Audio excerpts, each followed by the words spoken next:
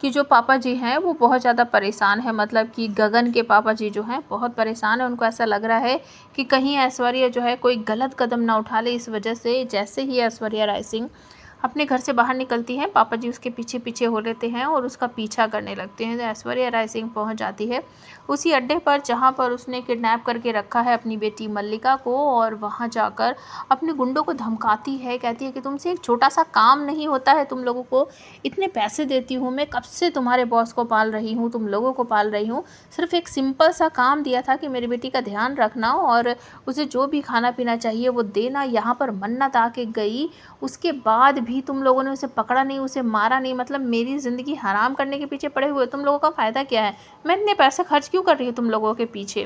और तभी आ जाती है मल्लिका, कहती है यस मॉम, इन लोगों की बस का कुछ नहीं है, पता है कि सारे के सारे यहीं पर इकट्ठा हो गए थे, मैंने ही बताया इनको कि ये मन्नत है, पकड़ो इसे।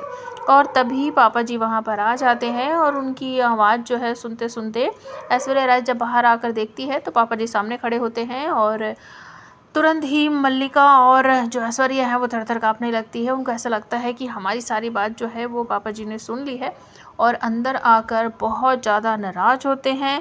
अपनी बहू ऐश्वर्या को डाँटते हैं कि ऐश्वर्या तुम्हारा दिमाग ख़राब हो गया है।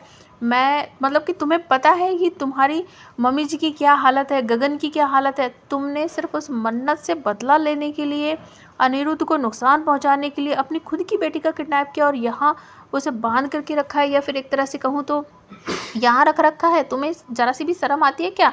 तुम्हारी वजह से अगर तुम्हारी सास को कुछ हो जाता, गगन की माँ को कुछ हो जाता तो क्या होता? मतलब मैं और तुम्हारी सास इतना दुखी है, परेशान है तुम्हारी मम्मी जी, कि हमें ऐसा लग रहा है कि कहीं तुम कुछ अपने आप को नुकसान ना पहुँचा लो, और इसी वजह से मैं तुम्हारे पीछे पीछे आया था।